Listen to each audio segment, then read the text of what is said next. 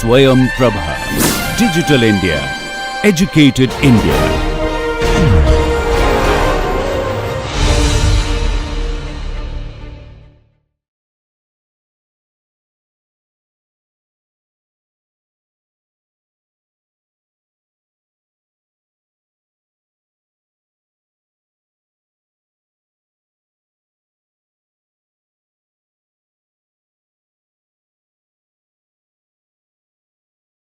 Hey, hi everyone.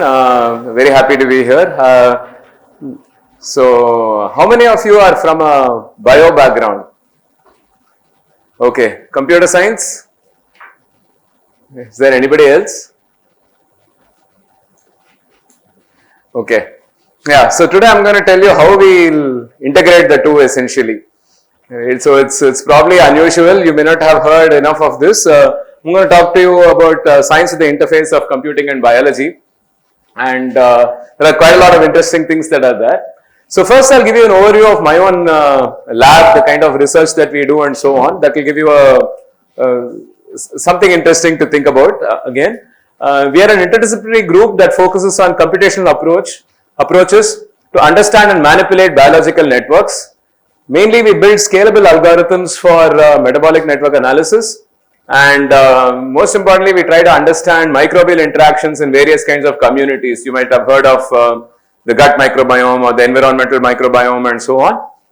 And we also have applications in metabolic engineering and things like that. We work very closely with IBSE and the Robert Bosch Center for Data Science and AI, and now we have the Vajvani School of Data Science and AI. And I'm actually moving to the new Department of Data Science and AI at IIT Madras. We also perform analysis of various multi-omic data sets. Some of you may have heard of the terms genomics or transcriptomics and so on. So we look at how to integrate those data sets to derive insights about various biological systems. So some sampling of some ongoing projects. You'll see that the common theme here is networks. So we have a rational design for a community metabolic network for metabolic engineering, understanding redundancy and rerouting in metabolic networks, understanding infant gut microbiota through metabolic network modeling again, and so on. I'll not go into all of these. But today's focus, I'm going to talk about using computing to solve biological problems, and very interestingly, biology to solve computational problems. Okay, so these are two very interesting topics I'm going to talk about. And computing and biology have had a very exciting history, and today is a great time to be working at the interface of these subjects.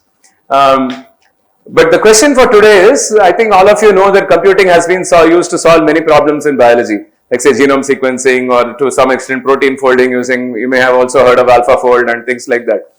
But can you use biology to solve computational problems? So it's the reverse question actually, and I think I hope you will be fascinated by just this thought. The answer is yes, and I'll try to convince you how over the next few slides. The later part of my talk actually. And the Nobel Prize in Chemistry in 2013 was awarded to these three people, but very interestingly for the development of models. You must have heard of Nobel Prizes being awarded for, finding a new catalyst, finding a new reaction, something like that. But in this case, they were awarded the Nobel Prize for the development of multi-scale models of complex systems. And in the Nobel Prize citation, it said something like, today the computer is just as important a tool for chemists as the test tube. And here that's a big thing coming from the Nobel Committee, from experimentalists who typically serve on this committee. They already acknowledge the importance of modeling and computation and mathematics in chemistry, but you might as well score out chemistry and write every single discipline here, right? So computing, and today AI has become indispensable in every discipline. And here again, this guy says that all biology is computational biology, and you will be very surprised to read this last statement, which says turning biology into a quantitative science. Biology is anything but a quantitative science as far as what we study in school and so on, right? It's maybe a memory based, rote learning based subject. But if you actually look at biochemistry, it can be very quantitative, and so also several other subjects can be highly quantitative in biology. And so he says that computational thinking and techniques are so central to the quest of understanding life that all biology today is computational biology, and so on. So it's a very provocative paper talking about the very important aspects of how computation has become so central to biology, and to be a good biologist, you need to have computational training. Right? So even if you are specializing in biology, I think you need to pick up, say, Python or something like that. And if you're specializing in computer science, you better pick up some basics of biology, because it's finally, healthcare and so on are the places where you can have most impact even as a computer scientist. So there are two approaches to solving computational problems. So one is bio-inspired computation. This still runs on silicon. So computational algorithms, for example, there are some really interesting stochastic search algorithms. I'll tell you what they are in a moment, like evolutionary algorithms. I don't know if you've heard of neural networks or genetic algorithms and things like that. I'll give you a brief overview of some of those. The other aspect is even more interesting, which is biological computation, where you compute using carbon, right? You don't compute using silicon, but you actually compute using molecules, biological molecules or living cells and so on. Okay. And von Neumann asked this very famous, this question very famously in, I think, as early as 1947. He asked if, can you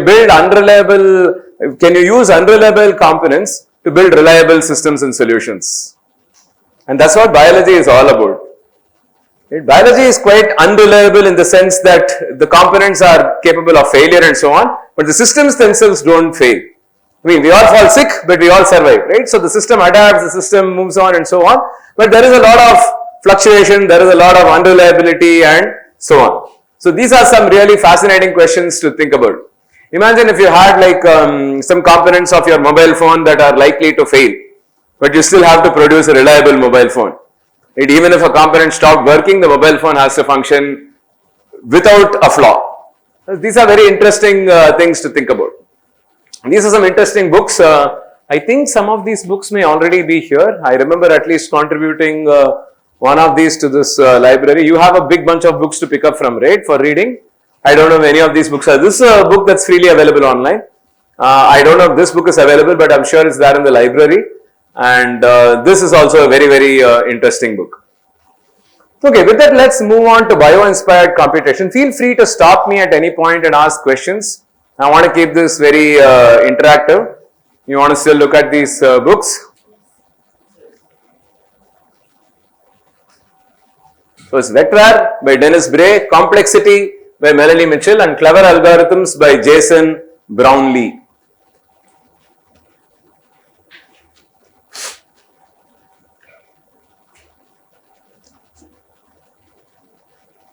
So this gives you a huge overview of various things, including biology and mathematics.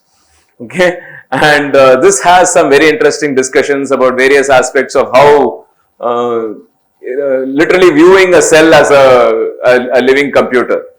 And this talks about nature-inspired algorithms, which is what I'm going to talk to you right now. The first of these is simulated annealing. So have any of you heard of this term annealing? You've done it some metallurgy or something in school? Yes. So what is annealing? So yes. Immediately applying a layer of metal over the middle of. Okay. So it actually involves a material is heated and slowly cooled under controlled conditions to increase the size of the crystals in the material and reduce their defects. Okay, you must have heard of smelting and all that, right? So copper smelting and so on. So you basically heat a material up to a very high temperature and then you slowly cool it. So if you cool it very abruptly, you will get some weird crystals or some a metal without very good properties. But if you cool it appropriately, you will get a nice bar of copper or whatever and so on. So how do you anyway? So we are not interested in metallurgy today. We want to see how we can use this as a computational model, and this is very interesting. So how do you go about, how do you, let's just think about this. I don't think you are exposed to this much in school. Do you know what is an optimization problem? You do. Linear programming is one, but you do know optimization very well. How many times have you tried to minimize f of x equals x square plus 2x plus 3? Right, you will immediately put f dash x equal to 0, check f double dash x, and yes, you all done that. So that is an optimization problem, but it is not the kind of optimization problem that you solve in the real world. In the real world, you may have to, for example, how do you schedule the IPL?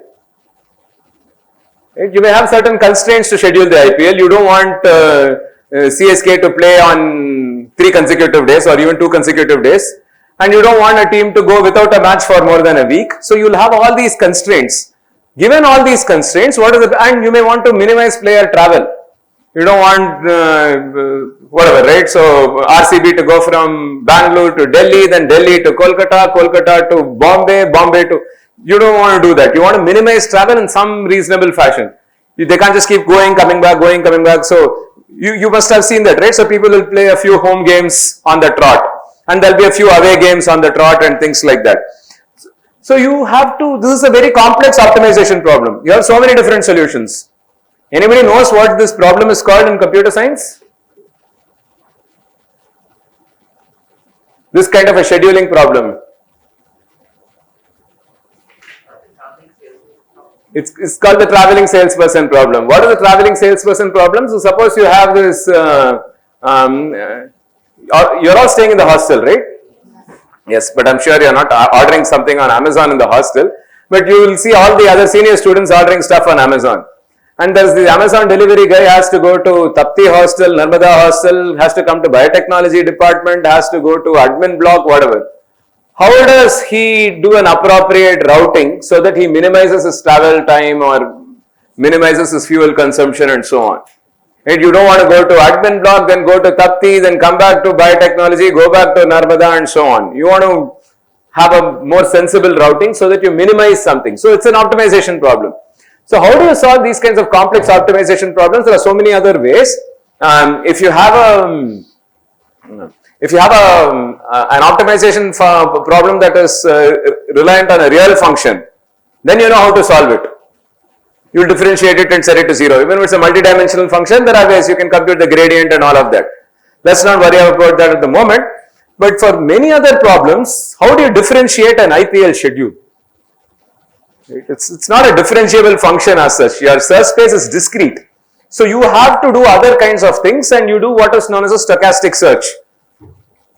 It's just a nice way of saying guesswork, but then there is a method to the guesswork. So how do you do the guesswork? So all these algorithms have in standard 2 components.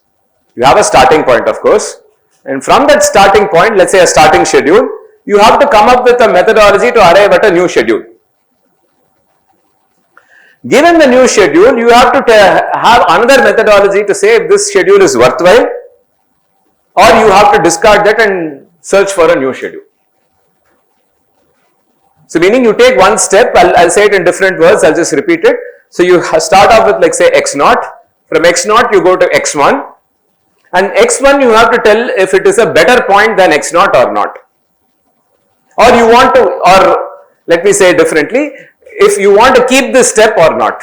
Do you want to continue from x1, or you're going to discard x1 and go back to x0 and continue?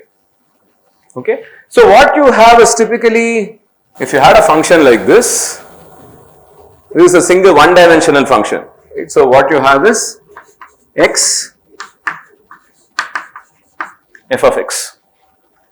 And how can you move? I can move either forward or backward. At each step, I can see, suppose I take this small forward step. What will happen? I have moved from here to here in terms of the function value. I can also take a small backward step and I move from here to here in the function value. Is that clear? So I can only move forward or backwards. I am in 1D. There is nothing else I can do. What is special about this point? If I move forward or backward, my function value becomes smaller. So every step is bad. right? Assuming I'm trying to maximize the function. So if I'm trying to maximize the function, any step I take from here seems to take me in a wrong direction. So there is this simple algorithm called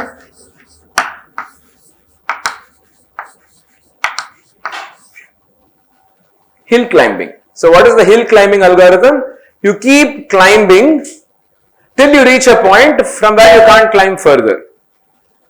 Obviously, you can imagine that this is going to take you to a local maximum.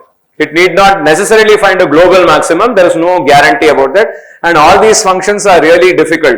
I just drew this is potentially a simple looking function. Even though you may not have seen functions like this in the real world, the functions are multidimensional. You'll have multiple peaks and troughs and so on in multiple dimensions. This is 1D. Imagine 3D, 4D, 100D. In IPL, it's a very, very complex scheduling problem. You have 74 matches to schedule, 72 matches to schedule, 70, right? Rest of the matches are automatically scheduled. So 70 matches scheduled, there are 70 factorial possibilities to schedule them. And that space is huge. 70 factorial is greater than 10 to the 100. Right? You can calculate only 69 factorial on your calculator. Beyond that, it will give you an overflow. So 70 factorial is such a large number. So how do you navigate this space to find out a solution? So this is one idea. You start at a point, this is x naught, given x naught. You say you take a step in a random direction and see whether you are improving or it's becoming worse. And based on that, you take a call. So you say that every time my function improves, you accept the step, otherwise you reject the step and go and search in a different direction or a different, there are only two directions see here, do something else, or make a larger jump or things like that. In simulated annealing, the idea is very cool. It says you perturb the configuration of the system, which means try to find a direction of search. I say try to find a direction because we typically work in high dimensions. In 1D, you have only two directions. You can either go forward or backwards. In multiple dimensions, you can go in several different directions, and any resultant of any combination of two directions, you can go. You accept all the moves that reduce cost, but you accept those that increase cost with low probability. This is a very non-intuitive thing. It's a cool idea, and it is at the heart of this algorithm, which says you accept every move that reduces cost. Meaning, let's say cost is the if a minimizing function, I would have said that this is cost. Otherwise, they think of it as inverse of this, minus of this, right?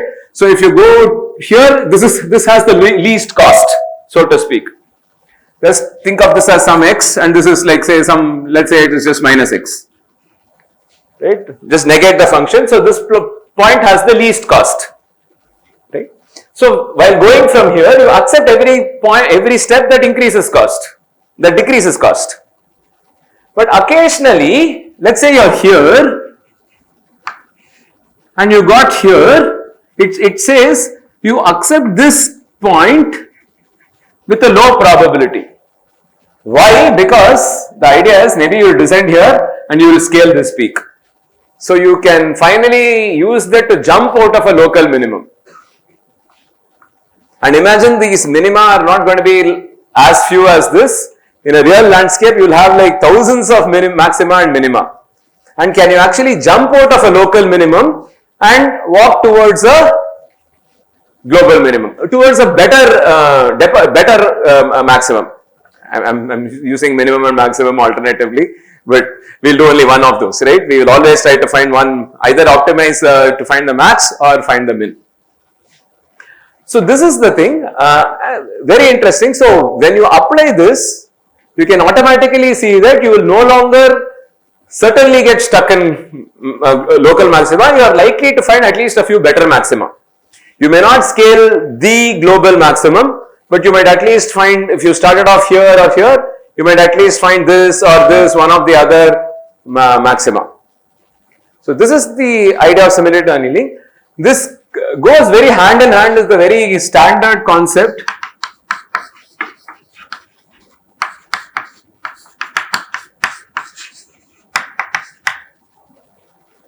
explore versus exploit.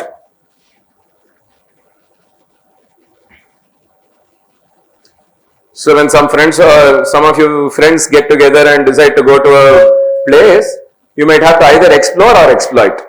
Right? By explore, you will try to say, hey, let's try out this new place to go to. Exploit is, hey, I know this place is very good, let's go there. Right? You're not taking a risk. So here, the idea of explore versus exploit is, you want to, in the initial stages of exploration, at the initial stages of the search, you want to explore a lot. But once you find a good direction, you want to exploit it and go to the absolute maximum in that direction. So you have to do a trade-off between exploration and exploitation. If you start exploiting from the beginning, you will get to a local minimum. But if you explore a little more, you would have then seen different parts of the space and you might be able to achieve a much better optimum, either minimum or maximum. Is this making some sense? Okay. And if you see this, there are various other parameters. There is something called initial temperature, annealing schedule, length of run, stopping conditions. So any algorithm needs these things. Any algorithm needs a stopping condition. You have to say, when are you may say that if this IPL schedule is good enough, let us stop. You don't want to find the best IPL schedule. If the total travel time or the total fuel, whatever, right, player fatigue or something like that is less than some X, you are happy with the schedule. So as long as you find a schedule that works, it's good enough. Okay. And so initial temperature is, how does temperature come into picture here? What happens at very high temperatures to the metal?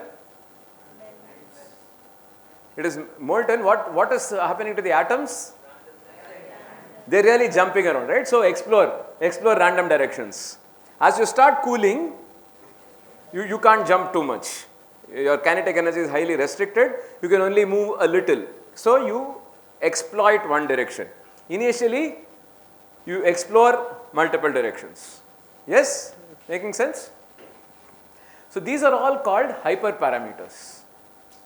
Because these are parameters for the algorithm. Because the algorithm itself may be about finding some parameters, right? Like finding a schedule or something. So typically you will have models where you will have to, you must have all done linear regression, I hope. Yes? No? You have some points, right? And you have to find a line. Is it this line or is it this line?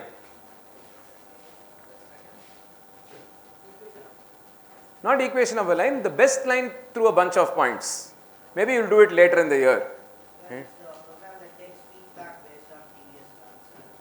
No. So you just have x1, y1, x2, y2, x10, y10. How do you find the best line? Suppose you have some, you know that there is a linear dependency between two variables, y equals mx plus c. So to find y equals mx plus c, you have to find out m and c. What is the best m and c that will give you the least error with respect to all these points? There is a least square fit. You will probably learn about it later in the year. So those are like parameters of the line. But to find these parameters, you may use simulated annealing, which has these parameters. So these are called hyperparameters. Parameters that decide how you find the parameters themselves. Right? So parameters that help you help you with the optimization problem. Parameters that govern how you perform the optimization. Okay. So now let's switch to evolutionary algorithms. This is very interesting.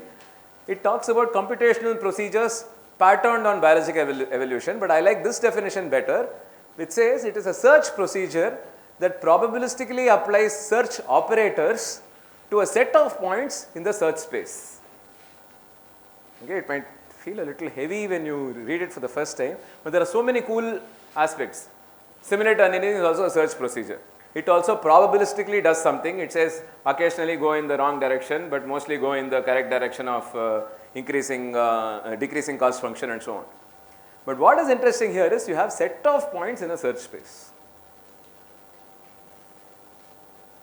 So instead of x naught, you start with a population with a vector of solutions. Instead of one solution, you start with 100 solutions. And from those 100 solutions, you try to go to another set of 100 solutions that are somehow better. We'll see what better is and things like that. Okay? Yes?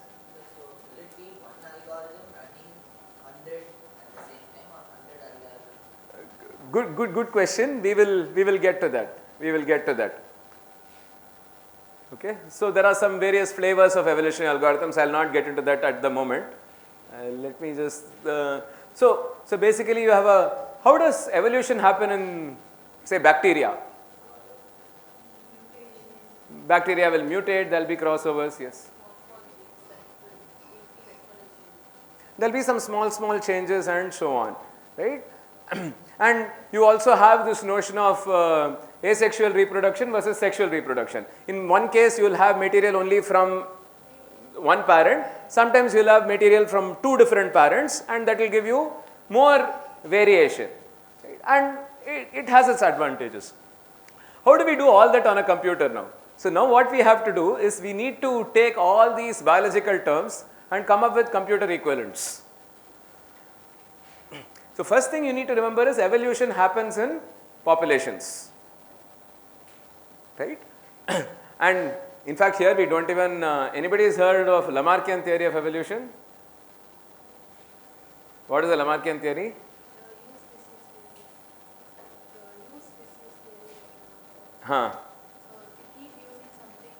So the long neck of the giraffe and things like that, right? So that theory has been like disproved sort of, but you can use that for an algorithm. There's no problem. If the algorithm is able to search your space better, that's all it counts. Like simulated annealing, for example, right? So the cool thing about simulated annealing, why I talked about it first is that it was the first approach that patterned a computational algorithm on a real world process. Now our real world process is evolution, and we are now trying to pattern a search.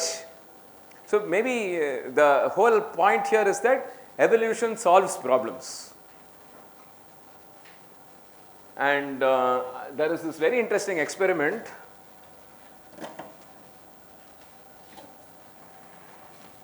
Oh, I thought there was one more board behind this. Dust.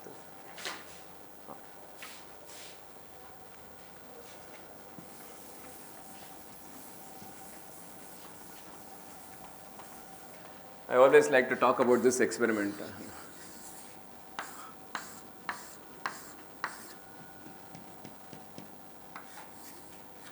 I think this is mostly right.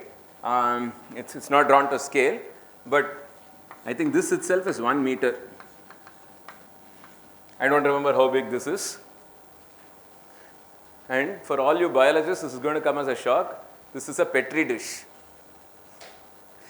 Imagine a Petri dish with 1 meter size. Imagine how much agar you will pour into that. But people actually did this experiment, and I'm going to write some numbers here.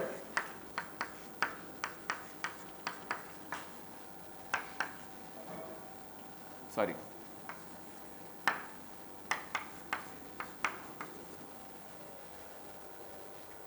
What they did was they put some bacteria here. They put E. coli here, and have you heard of this term?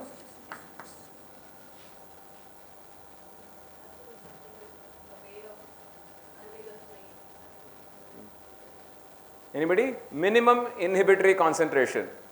So if you put, let's say this is 1 micromolar of some antibiotic, if you put 50% of bacteria will die or 90% of the bacteria will die.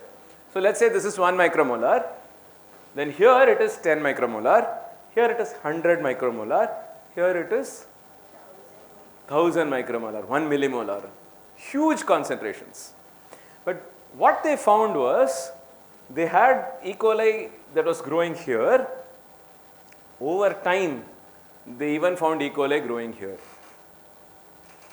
E. coli could adapt, could evolve even in 1000 times the normally 1000 times concentration of antibiotic. So normally with this antibiotic it will die. You give it 1000 times the antibiotic, it resists it. Because how? Nature has optimized this problem. Nature has found the optimal solution to this problem. So this is the inspiration in some sense. This experiment is recent, but I am using it to inspire you guys. So this experiment tells you that evolution can likely solve some difficult problems. And there is this other interesting microbe. Some of you can go and check this out.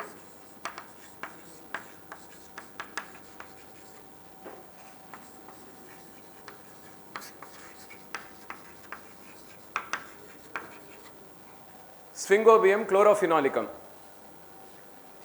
This microbe can actually use DDT as a carbon source for growth. DDT is a human-made chemical.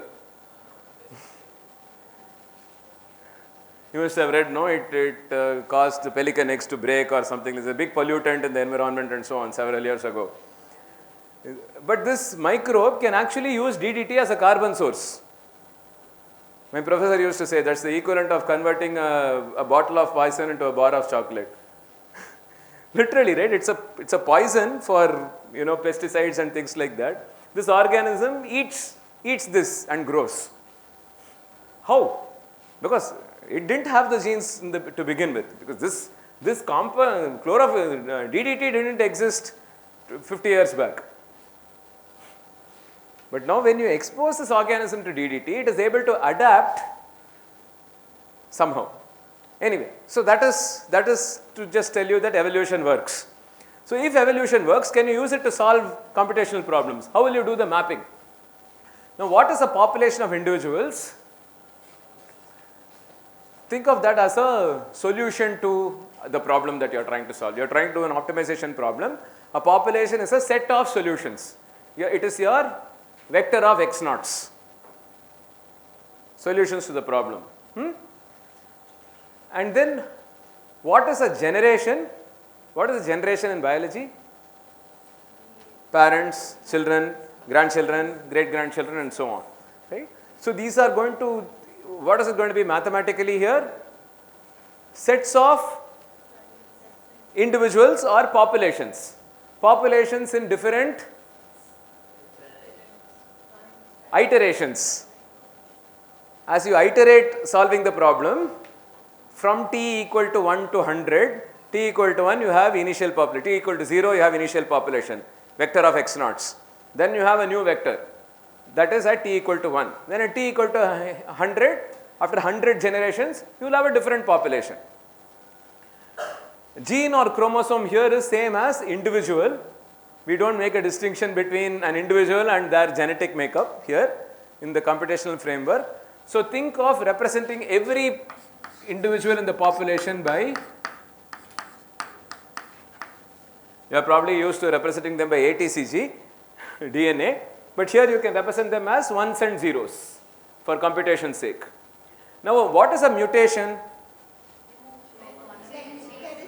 A becomes T, that is a mutation. C becomes G, that is a mutation. Here 1 becomes 0, 0 becomes 1. These are mutations.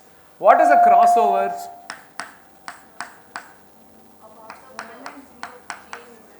So this becomes one gene, this becomes the other gene. So you take two things, you mix the genetic material. What happened to all of us from our parents, right? We inherited some things from our father, some things from our mother, right? The genetic material got mixed. So here you will now get 1 0 0 1 1 0 and 1 1 0 1 0 1. I hope everybody is able to read it. But basically think of it, two stretches. Let's say we call this A1, A2 and B1, B2. Once they cross over, you will get A1, B2, B1, A2.